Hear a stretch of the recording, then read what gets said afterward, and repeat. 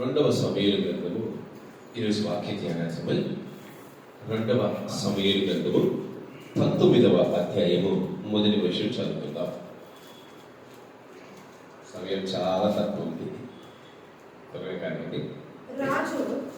రాజు తన కుమారుని గురించి దుఃఖించుచు ఏడ్చుచున్నాడన్న సంగతి ఆ దినమున జనులందరూ విని యుద్ధమందు సిగ్గుతో పారిపోయిన జనుల వలె వారు నాడు దొంగ నడకలతో వచ్చి పట్టణంలో ప్రవేశించిరి. నాటి విజయము జనులందరికీ దుఃఖమునకు కారణము ఆయను. హల్లెలూయా. మొట్టమొదటిగా ఇతన్ని ఒక ప్రత్యేకమైన పేరుతో పిలుస్తున్నాం. ఎవరు ఇతను? ఎవరు? హల్లెలూయా. ఇక్కడ రాజు అంటే ఎవరు? సౌలు ఎందుకు వచ్చాడు ఇక్కడ? సౌలు మొదటి సమయాన్ని గుర్తు పెట్టుకోండి. జ్ఞానం అనేది చాలా ప్రాముఖ్యం. బైబిల్ పట్టుకున్నామంటే ఎక్కడ సౌలు ఉంటాడు, ఎక్కడ దావీదు ఉంటాడు అనే సంగతిని కూడా మీరు గుర్తు పెట్టుకోవాలి. రెండవ సమయాలకు వచ్చేసరికి దావీదు మహారాజే ఉంటాడు, సౌలు ఉండడు. ఆయన మొదటి సమయాల గ్రంథంలోనే ఆయన కథ ముగుస్తుంది. అందుకని జాగ్రత్తగా సమాధానం చెప్పండి. ఇక్కడ రాజు అనగా పేరు కూడా మెన్షన్ చేయవచ్చు. రాజు తన కుమారుని గురించి. రాజు, what is the mean of the king? King అంటే ఎవరు? రాజు అంటే ఎవరు? పరిపాలించేవాడు, ఇంకా అధికారం కలిగిన వాడు, ఇంకా బాధ్యత. వీటన్నిటికంటే మాదిరికరంగా ఉండేవాడు. ఎవరు? రాజు మీన్స్ మాదిరికరంగా ఉండేవాడు. ఈ రాజు తన జీవితంలో ఎన్ని శ్రమలు ఉన్నప్పటికీ, ఎన్ని కష్టాలు ఉన్నప్పటికీ, ఎన్ని శోధనలు ఉన్నప్పటికీ, ఎన్ని బాధలు ఉన్నప్పటికీ, తాను తనకు ఉన్న బాధ్యతను ఖచ్చితంగా సక్రమంగా నిర్వర్తించాల్సిందే. తాను ఎప్పటికీ మాదిరికరంగా ఉండాల్సిందే. తన జీవితంలో ఎన్ని సమస్యలైన రాని, తన జీవితంలో ఎన్ని కష్టాలైన రాని, ఎన్ని దుఃఖాలైన రాని, బట్ తాను మాదిరికరంగా లేకపోతే ఆ రాజ్యం ఏమైపోతుంది అనేది నిజంగా తన ప్రజలు, తన సైనికులు ఏమైపోతారు అనేది నిజంగా ఇక్కడ దేవాది దేవుడు, పరిశుద్ధాత్మ దేవుడి ద్వారా రాయించాడు. యాక్చువల్గా యుద్ధానికి పంపించింది రాజే, దావీదు మహారాజే. ఎవరి మీదకి? నేను చెప్పాలి మీకు, ఎందుకంటే ఈ అధ్యాయం మీరు ఆయన తన కుమారుని గురించి దుఃఖిస్తున్నాడు. ఏ కుమారుడు? అబ్షాలోము. ఏ కుమారుని గురించి? యాక్చువల్గా యుద్ధానికి పంపించింది రాజే, కానీ తన కుమారుని చంపటము రాజు ఉద్దేశం కాదు. తన కుమారుని పాడు చేసుకోవడం రాజు ఉద్దేశం కాదు. తన కుమారుని పట్టుకొని తిరిగి తీసుకురావటము, ఓడించడం రాజు ఉద్దేశము, కానీ చంపడము రాజు ఉద్దేశము కానే కాదు. కానీ ఈ రాజు జీవితం ఏమైందంటే, ఒక వ్యక్తి రాజును మోసం చేసి, నమ్మిన వ్యక్తి రాజును మోసం చేసి తన కుమారుని చంపేస్తాడు. ఎవరా వ్యక్తి? ఎక్కడో ఉంటారు. తన సైన్యాధిపతి అయిన యోవాబు. శ్రద్ధగా వినండి. ఇంకా పెట్టులు పట్టుకోమంటే రాయడమే రాస్తారు, ఏం చెప్తున్నాడు కూడా సంబంధం లేదు. యోవాబు చంపేయడానికి నిర్ణయించుకుని అబ్షాలోము ఏం చేశాడు? చంపేశాడు. రాజే పంపించాడు యుద్ధానికి. ఇప్పుడు రాజే ఏడుస్తా ఉన్నాడు. రాజు నమ్ముకున్న వారి పరిస్థితి ఏమైంది తెలుసా? యుద్ధమందు సిగ్గుతో పారిపోయిన జనుల వలె వారు నాడు దొంగ నడకలతో వచ్చి పట్టణంలో ప్రవేశించి నాటి విజయము జనులందరికీ దుఃఖమునకు కారణమాయను. ఈరోజు రాజు తన బాధ్యతను సక్రమంగా నిర్వర్తించాల్సిందే, తాను మాదిరికరంగా ఉండాల్సిందే. ఒక యుద్ధానికి పంపించినప్పుడు ఆ యుద్ధంలో ఏది జరిగినా విజయాన్ని పొందుకున్నప్పుడు తన సైనికులను బలపరచాల్సిన పరిస్థితి, తన సైనికులను ధైర్యపరచాల్సిన పరిస్థితి, తన సైనికులను గెలపరచాల్సిన పరిస్థితి రాజుకుంటారు. కానీ ఇక్కడ ఏం జరుగుతా ఉంది? తన కుమారుడు చనిపోయాడని చెప్పేసి రాజు ఏడ్చుకుంటూ ఆ యొక్క నగరంలో కూర్చున్నప్పుడు ఆ మాట విన్న జనులందరూ, సైనికులందరూ వణికిపోయారు. అయ్యా, అనవసరంగా మేము యుద్ధానికి వెళ్ళామే, అనవసరంగా మేము యుద్ధం చేశామే.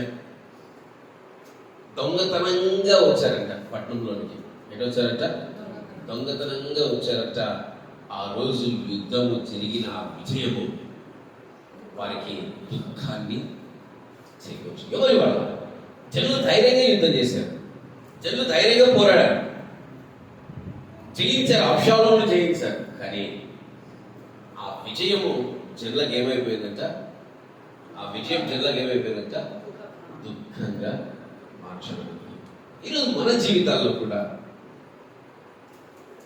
విజయం దుఃఖంగా మార్చబడకూడదు. ఏం పడకూడదు? విజయము, కొన్ని విజయాలు మన జీవితాల్లో దుఃఖాన్ని ఇస్తూ ఉంటాయి. గెలిచామన్న పేరు మాత్రమే కానీ అది నా జీవితంలో దుఃఖాన్ని కలగజేసింది అనే మన మనస్సాక్షి ఎప్పుడు మనం గర్తిస్తూనే ఉంటుంది. గెలుపుతో ఓటమి, బాగా గుర్తు చేసాం. గెలుపుతో ఓటమి. యాక్చువల్గా ఈ గెలుపు మంచి గెలిపే, ఈ గెలుపు మంచి గెలుపు. కానీ దాన్ని ఓటమిగా మార్చిన వ్యక్తి కేవలము రాజు మాత్రమే ఉన్నాడు. ఈరోజు రాజు అంటే ఒక మాదిరిగా ఉన్నవాడు, మాదిరికరంగా ఉండవలసిన వాడు. తన జీవితంలో ఎన్ని దుఃఖాలు వచ్చినా, తన జీవితంలో ఎన్ని బాధలు వచ్చినా దాన్ని దిగమింగుకొని తన జనుల కొరకు నిలబడవలసిన వాడే రాజు అంటారు. ఈరోజు మీరంతా ఎవరు? ఈరోజు మీరంతా ఎవరు? మీరంతా ఎవరమ్మా? సైనికులా? సైనికులా? మీరంతా ఎవరు?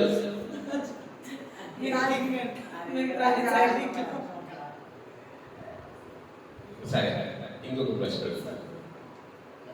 మీ రాజు ఎవరు? మరి ఆయనను పుట్టిన మీరు ఏమైతారు? సైనికులా? ఏమైతారు మీరు? అంటే ఎవ్రీబడి ప్రిన్స్ అండ్ ప్రిన్సెస్.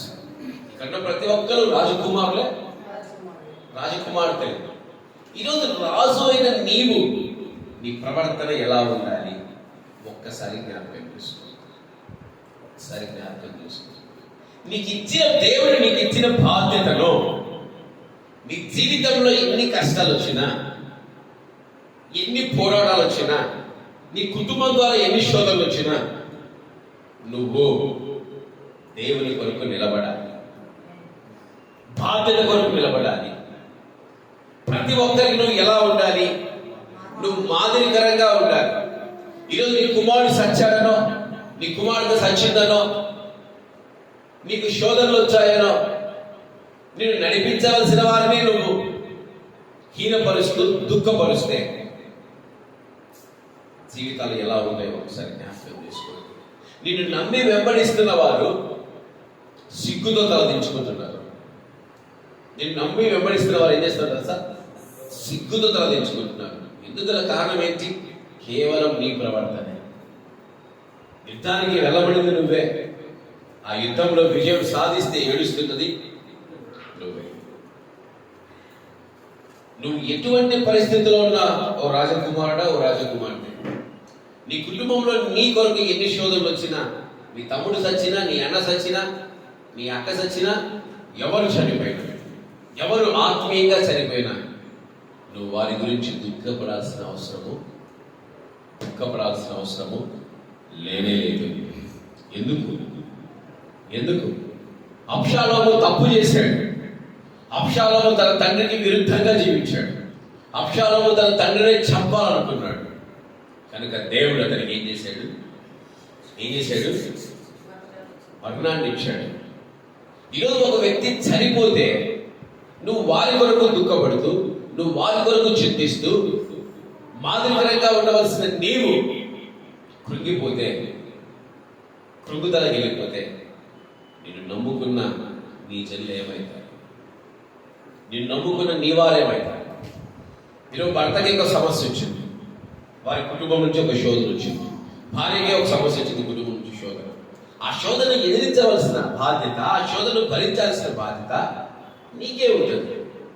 నువ్వు కురిగిపోయి నీ భార్యను కృంగలిస్తే, నీ భర్తను కృంగలిస్తే, నీ కుటుంబంలో వారిని కృంగలిస్తే, నీ బాధ్యతను సక్రమంగా నిర్వర్తించకుంటే నువ్వు రాజుగా ఉంది కూడా వ్యర్థమే. వ్యర్థమే. నిన్ను నమ్ముకున్న వారందరూ సిగ్గులుండే విధంగా నువ్వే జీవిస్తావు, నువ్వే బ్రతుకుతున్నావు.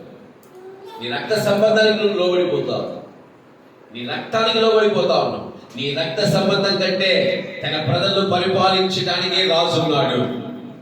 తన రక్త సంబంధికులకు రాజు లైట్. ఎందుకు రాజుగా సౌలును దేవుడు ప్రతిష్ఠించాడు? ఏం చెప్పాడు? నీ ప్రజలను నువ్వు పరిపాలించాలి, భయభక్తులతో, శ్రద్ధతో వారికి కావాల్సిన సమస్తాన్ని సమకూర్చాలి. కానీ నువ్వేం చేస్తావు? నీ రక్త సంబంధికం గురించి నువ్వు కృంగిపోయి నీతో ఉన్న వారిని నువ్వు సిగ్గుపరుస్తా ఉన్నావు, అవమానపరుస్తా ఉన్నావు. ఇది తగినది కానీ కాదు. ప్రభువైన యేసుక్రీస్తుకి ఒక బాధ్యత తండ్రి అప్పగించాడు, ఒక రాజు కుమారుడుగా ప్రతిష్ఠించాడు. ఆయన ఆ బాధ్యత నుంచి తొలగిపోలేదు. ఆఖరికి ఆయన హింసిస్తున్నా కూడా ఆయన నోటి నుంచి ఏమొస్తుంది తెలుసా? తండ్రి ఏం చేయించున్నారో మీరు ఎరుగరు కనుక మీ పాపములను క్షమించండి. ఆయన ఎక్కడ కృంగిపోలేదు, ఆయన ఎక్కడ కృంగిపోలేదు. తన బాధ్యతను తన సక్రమంగా నిర్వర్తించి ఈరోజు మాదిరి రాజు అంటే ఒక మాదిరి. ఈరోజు నువ్వెలా ఉండాలి? ఒక క్రైస్తవుడిగా నువ్వెలా ఉండాలి? నీ కుటుంబంలో సమస్యలు వస్తాయి, నీ కుటుంబంలో శోధనలు వస్తాయి, నీ కుటుంబంలో దుఃఖాలు వస్తాయి. నువ్వు సంఘంలో నీ ప్రవర్తన ఎలా ఉంది? నువ్వు దేవుని ఎదుట నీ ప్రవర్తన ఎలా ఉంది? ఒక్కసారి నువ్వే జ్ఞాపకము చేసుకో. ఇలా చేసినప్పుడు ఏమైందో చూడండి. రాజు ముఖం కప్పుకొని అబ్షాలోమా నా కుమారుడా, అబ్షాలోమా నా కుమారుడా అని కేకలు వేయించు ఏడ్చుచుండగా రాజు అబ్షాలోమును గురించి దుఃఖించుచున్నాడన్న సంగతి యోవాబు విని నగరి యందున్న రాజు యొద్దకు వచ్చి, ఎవరి దగ్గరికి వచ్చాడంట? రాజు దగ్గరికి వచ్చాడు. ఈరోజు దేవుడు నువ్వు అలాంటి జీవితాన్ని జీవిస్తే, నువ్వు అలాంటి బ్రతుకుతే దేవుడైతే ఊరుకోడు. ఒక యోవాబు నీ కొరకు పంపుతాడు, ఒక యోవాబును నీ కొరకు పంపుతాడు. రాజు అయింది నువ్వు దుఃఖించటము, నువ్వు ఏడవటము ఆత్మీయ జీవితానికి మంచిది కాదు. ఈరోజు నువ్వు రాజు అన్న సంగతి నువ్వు మర్చిపోతావు, నువ్వు రాజు కుమార్తె అన్న సంగతి నువ్వు మర్చిపోతావు. కారా మీరు రాజులు గారా? మీరు రాజకుమారులు గారా? యూదా గోత్రపు కొదమ సింహమా నీతో నిత్యము విజయహాసమే, నీ పరిచర్యలో మహిమానందమే, నీ పరిచర్యలో మహిమానందమే. ఆయనలో ఎప్పుడు విజయం. ఆయన తన చిత్తం కొరకు తన తల్లిని విడిచిపెట్టాడు. ఆయన తన చిత్తం కొరకు తన అన్నదమ్ములను విడిచిపెట్టాడు. ఈరోజు నువ్వు ఎలా జీవిస్తున్నావు? ఒక యోవాబు నీ కొరకు సిద్ధంగా ఉన్నాడన్న సంగతులు మర్చిపోవద్దు. నీ జీవితంలో నీకు ఇచ్చిన బాధ్యత, నీకు ఇచ్చిన ఆ యొక్క చిత్తమే ముఖ్యమైనది, ఉత్తమమైనది. ఈరోజు నీ అన్న చనిపోయాడనో, నీ అక్క చనిపోయిందనో, నీ వారు చనిపోయారు ఆత్మీయంగాని, నీ ఆత్మీయ జీవితాన్ని పాడు చేసుకోవడము సరైన పద్ధతి కాదు. ఒకరోజు చిన్న సాక్ష్యం చెప్తాను. మా అన్నయ్యకు కరోనా వచ్చింది, దేవుడు వెళ్ళొద్దన్నాడు. నేను వెళ్ళినందుకు దేవుడిని కోపలేదు తెలుసా? యాక్చువల్గా ఆ రోజు జరిగిన విషయం. నేను వెళ్ళినందుకు దేవుడికి కోపం రాలేదు.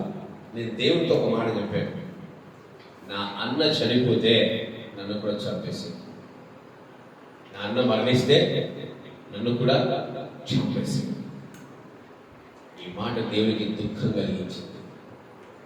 ఇలాంటి మనస్తత్వం ఉన్న వాళ్ళు దేవుని సేవ కానీ క్రైస్తత్వానికి కానీ పనికిరారు.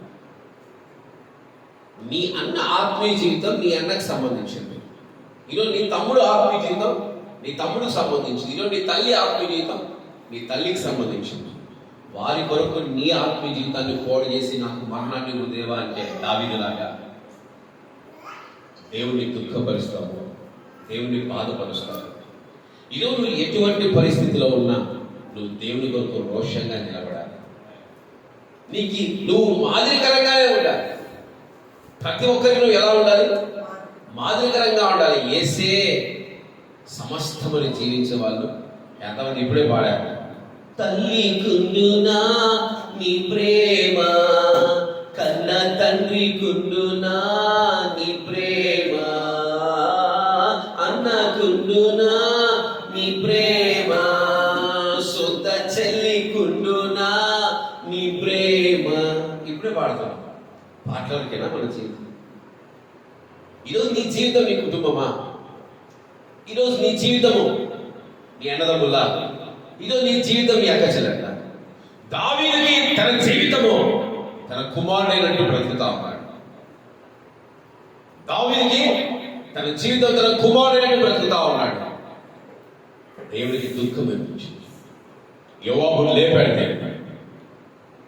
యోవాబును లేపాడు. ఈరోజు నీ జీవితం క్రీస్తు అయి ఉండాలి. ఈరోజు నీ జీవితం ఏమై ఉండాలి? క్రీస్తు అయి ఉండాలి. క్రీస్తు కొరకే బ్రతకాలి, క్రీస్తు కొరకే చనిపోవాలి, క్రీస్తు కొరకే నువ్వు నిలబడాలి. అప్పుడే నువ్వు దీవించబడగలవు, నువ్వు ఆశీర్వదించబడవు. ఈరోజు నీ జీవితం నీ కుటుంబంగా నువ్వు ఆలోచిస్తున్నావే?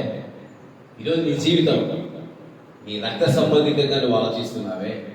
నీ రక్త సంబంధికులు అభిషాలంలా ఉన్నారేమో జాగ్రత్త. నీ రక్త సంబంధికులు చచ్చిపోయారేమో జాగ్రత్త. నీ రక్త సంబంధికులు దేవునికి విరుద్ధంగా జీవిస్తున్నారేమో జాగ్రత్త. నీ జీవితం క్రీస్తే కావాలి తప్ప ఎవరు కానీ కాదు. ఒక యోబు ఎప్పుడు సిద్ధంగా ఉంటాడు. ఏమంటాడో చూద్దాము. నీ ప్రాణము, నీ కుమారుల ప్రాణములను, నీ కుమార్తె ప్రాణములను, నీ భార్య ప్రాణములను, నీ ఉపపత్తుల ప్రాణములను ఈ దినమందు రక్షించిన నీ సేవకులందరినీ నేడు సిగ్గుపరిచి ఏమంట? ఇన్ని రోజులు రాజుగా ఉన్నందుకు నీ పిల్లల ప్రాణాలు, నీ భార్యల ప్రాణాలు, నీ ఉపపత్తుల ప్రాణాలు అందరూ ఎవరు రక్షించారు తెలుసా? నిన్ను నమ్ముకొని నీ కొరకు ఊడిగం చేస్తున్న నీ సేవకులే. ఈరోజు వాళ్ళందరూ నీ వల్ల సిగ్గుపడ్డారు. ఈరోజు వాళ్ళందరూ నీ వల్ల సిగ్గుపడిపోయారు. ఒక రాజుతో సైన్యాధిపతి ఎదురించి మాట్లాడుతూ ఉంటాడు. ఎదురించి మాట్లాడు. ఈరోజు మనకి ఎదురించి మాట్లాడడానికి ఒక అర్హత అవసరం లేదు. సత్యం తెలిసిన వ్యక్తి ఉంటే చాలు. ఈరోజు మనం తప్పు చేస్తే మన గురించి మాట్లాడడానికి రాజే అవసరం లేదు, అదర్శ కూడా చాలు. ఆయన ఏమంటాడు చూడండి, ఇంకా నీ స్నేహితుల ఎడల ప్రేమ చూపక నీ శత్రువుల ఎడల ప్రేమ చూపుచు ఈ దినమున అధిపతులను సేవకులను నీకు ఇష్టజనులు కారని నీవు కనపరిచితివి. చూసారా? నీ సేవకుల ఎడల నువ్వు ప్రేమ చూపక నీ శత్రువులు. ఎవరంటే శత్రువు? ఎవరు ఇక్కడ రాజుకి? రాజుకి శత్రువు ఎవరు? తన రక్త సంబంధికుడే, తన కుమారుడే. నువ్వు వారిని ఏమంటాడు? శత్రువుగా చూస్తున్నాడు.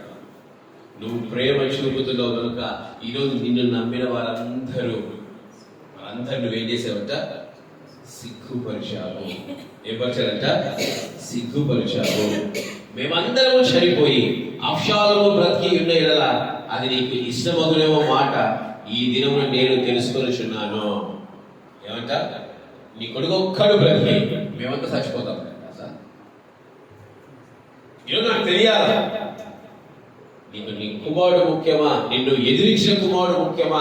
నిన్ను తరిమిన కుమారుడు ముఖ్యమా? నిన్ను అడవులు పాలు చేసిన కుమారుడు ముఖ్యమా? నిన్ను వెంబడించి నిన్ను నమ్మిన మేము ముఖ్యమా? ఈరోజు నాకు తెలియాలి. దేవుడు అడుగుతాడు. దేవుడు ప్రతి ఒక్కరు అడుగుతాడు. ఈరోజు నీ తల్లి నీకు ముఖ్యమా? నీ తమ్ముడు నీకు ముఖ్యమా? నీ అన్న నీకు ముఖ్యమా? నీ తండ్రి నీకు ముఖ్యమా? లేదంటే నేను నీకు ముఖ్యమా? నేను నీకు ముఖ్యమా? తన కారిని ఎత్తుకున్నవాడు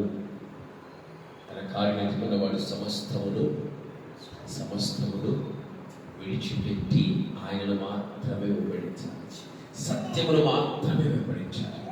ఈరోజు ఎంతమంది ఇలాంటి అనుభవాలు కూడా వెళ్తున్నారు? నా కుటుంబము, నా తల్లి, నా అన్న, నా అక్క, నా చెల్లి అంటున్నారు. నా దేవునికి ఇది ఇష్టమైన కార్యమా? నా దేవునికి ఇది ఇష్టమైన కార్యమా అని ఎంతమంది ఆలోచిస్తున్నారో ఒకసారి మీ హృదయాన్ని మీరే పరిశీలన చేసుకోవాలి. ఈరోజు you are not an ordinary person. You are not an ordinary person. You are a princess. You are a prince. నువ్వు రాజకుమారుడు. నీకంటే ఒక మాదిరి ఉండాలి. నిన్ను చూసి ఏకైతే ఏం చేయాలి? వెంబడించాలి. నిన్ను చూసి పాడువా, నిన్ను చూసి వాళ్ళ తప్పుదోవా పట్టకూడదు, నిన్ను చూసి సిగ్గుపడకూడదు. అలా నువ్వు పడ్డావంటే ఒక యోవాబు నిన్ను వచ్చి గద్దించక మానడు, ఒక యోవాబు నిన్ను హెచ్చరించక మానడు. ఈరోజు నువ్వు ఎవరి కోసం బ్రతుకుతున్నావు? నువ్వు ఎవరి కోసం జీవిస్తావు? ఎవరి కోసం జీవిస్తావు? మీ బిడ్డల కోసమా? మీ బిడ్డల కోసమా? ఎవరి కోసం? చెప్పండమ్మా. ఏంటి జోల పాడుతున్నానా? ఎవరి కోసం? దేవుని కోసం. దేవుని కోసం జీవించాలి, దేవుని కోసం బ్రతకాలి. ఎంతమంది ఈరోజు అలా ఒకసారి హృదయాన్ని పరిశీలన చేసుకోండి. ఇప్పుడు లేచి బయటకు వచ్చి నీ సేవకులను ధైర్యపరచుము. నీవు బయటికి రాక ఎండిన ఎడల ఈ రాత్రి ఒక్కడు నీ యొద్ద నిలవడని యెహోవా నామమును బట్టి ప్రమాణం చేసి చెప్పుచున్నాను. నీ బాల్యం నుండి నేటి వరకు నీకు ప్రాప్తించిన అపాయములన్నిటికంటే అది నీకు కష్టతరముగా ఉండేది. రాజుతో మనవి చేయగా రాజు లేచి వచ్చి గుమ్మమునందు కూర్చున్నాడు. ఏం చేస్తున్నాడు? ఈరోజు వాగ్దానం చదివారా? ఎంతమంది చదివారు? మనం చదవాలి. ఎంతమంది ఈరోజు వాగ్దానం చదివారో? ఆత్మీయ జీవితాలు చచ్చిపోతా ఉన్నాయి కదా. ఆత్మీయ జీవితాలన్నీ చచ్చిపోతా ఉన్నాయి. ఎందుకు బ్రతుకుతున్నామన్న సంగతి అంతా ఎవరికైనా తెలుస్తా ఉన్నాం. ఉదయం లేస్తానే దేవుని వాక్కు చూసే జీవితాలు మీకు లేకుంటే మీరు బ్రతికి ఏం లాభం? మీరు జీవించి ఏం లాభం? ఈరోజు మిమ్మల్ని పాడు చేయే పురుగులను ఆయన గద్దిస్తారని వాగ్దానం ఇచ్చారు. గద్దిస్తారంట. నిన్ను నీ ఆత్మీయతని పాడు చేసే పురుగులు ఈరోజు గద్దించబోతా ఉన్నాడు. దావీదును పాడు చేసే పురుగులు దేవుడు గద్దించాడు యోవాబు ద్వారా. ఈరోజు నీ ఆత్మీయతని పాడు చేసే అది ఏ పురుగైనా సరే, అన్న పురుగైనా, చెల్లి పురుగైనా, అక్క పురుగైనా, తమ్ముడు పురుగైనా, ఏ పురుగైనా సరే దేవుడు గద్దిస్తానని సెలవిస్తా ఉన్నాడు. ఎవరి కోసం ఉన్నావు? నువ్వు నా కోసం నిలబడకుంటే ఈ రోజు రాత్రి నీ కోసం ఎవరు నిలబడాడు రాజా అని చెప్తున్నాడు. ఈరోజు నువ్వు దేవుని కోసం నిలబడకుంటే నీ కొరకు నిలబడిన ఎవరు నీతో పాటు నిలబడరు. బాల్యం మొదలుకొని ఇప్పటి వరకు వచ్చిన అపాయం కంటే ఇది నీ జీవితానికి ఇంకా దుఃఖపరిచే తత్వము. దావీదు మహారాజు ఒక సైన్యం, ఒక నాయకుడు. సౌలు ఆయన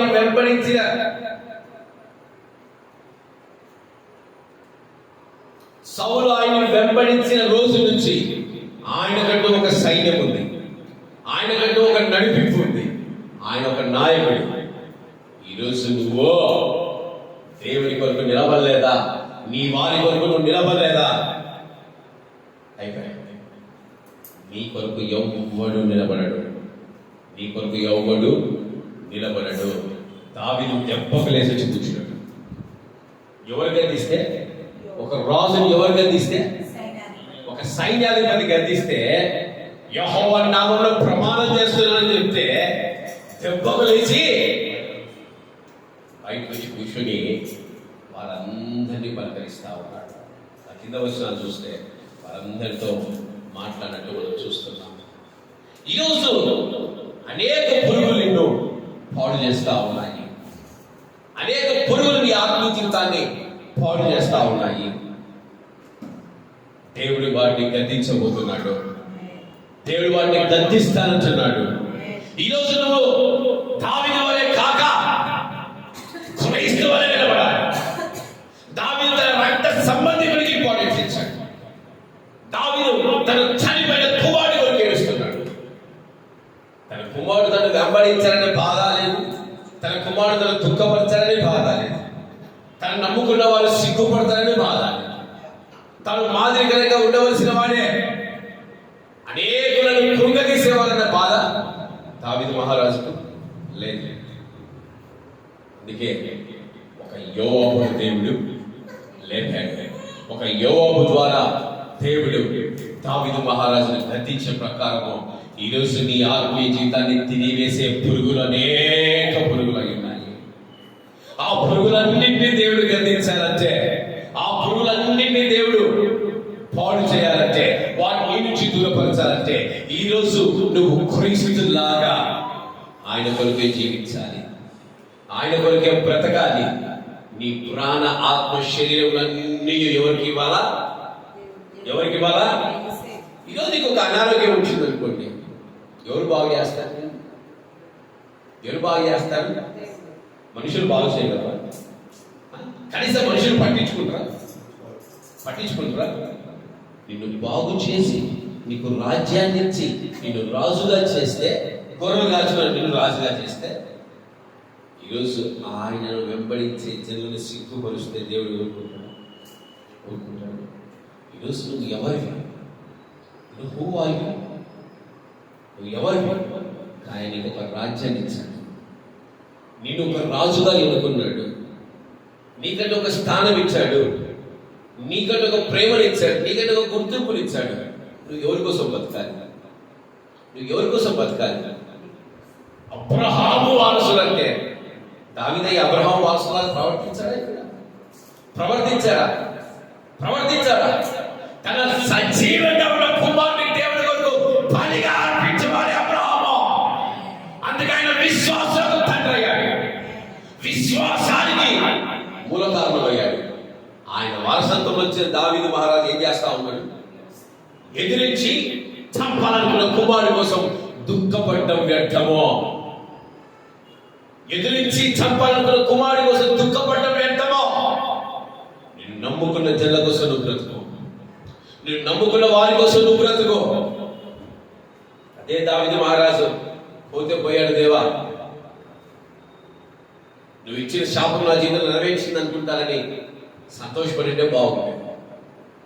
అబ్రహాము పుత్రులాగా జీవించింటే బాగుంది. జీవించలేకపోయాడు.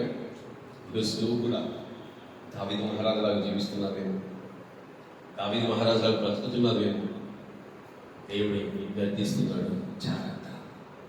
దేవుడు హెచ్చరిస్తున్నాడు, జాగ్రత్త. ఒక యోవాబు ఎలాగైతే దావీదు మహారాజు గద్దించాడో, ఉదయకాల సమయమున దేవుడిని గద్దించడానికి ఇష్టపడుతున్నాడు. దేవునికి హెచ్చరిస్తున్నాడు, నీవు ఆయన కొరకు మాత్రమే బ్రతకాలి. నువ్వు ఆయన కొరకు మాత్రమే జీవించాలి. చనిపోయే వారి కొరకు నువ్వు ఎందుకు ప్రయాసపడతావు? చనిపోయిన వారి గురించి నువ్వు ఎందుకు ఏడుస్తావు? చనిపోయిన వారి గురించి నువ్వు ఎందుకు దుఃఖపడతావు అని ప్రభు సెలవిస్తూ ఉన్నాడు. ఈరోజు నీ స్థానంలో నుండి నువ్వు మాదిరికరంగా ఉండు. నీ స్థానంలో ఉండి దేవుడు నీకు ఏ బాధ్యతలు ఇచ్చాడో నువ్వు ఆ బాధ్యతలను చేయించడానికి నీ ఆత్మీయ జీవితాన్ని సమర్పించుకోకపోతే నీతో ఎవ్వరు ఉండరట. నువ్వు మాత్రమే మిగిలిపోతావు. నీతో ఎవ్వరు ఉండరు, నువ్వు మాత్రమే మిగిలిపోతావు. హాస్పిటల్లో చూడండి, కనీసం గొంతులో నీళ్లు పోయడానికి కూడా నా అనుకున్న వారు ఉన్నారు. మన కానీ నర్సులు సిస్టర్ కోసం నీళ్ళు పోయేస్తారా అంటే వాళ్ళు తెచ్చిపోయాల్సింది. కనీసం నీ దగ్గర ఎవరిలో పెడతాడా? దేవుడు పెడతాడా? నువ్వు ఒంటరి నీకు ఎవరు ఉండరు. అవును, ఎవరు ఉండరు. జాగ్రత్త. ఉదయకాల సమయంలో నీ ఆత్మీయ జీవితాన్ని పాడు చేసే పురుగుల్ని దేవుడు గద్దించాలని ఇష్టపడుతున్నాడు కనుక నువ్వు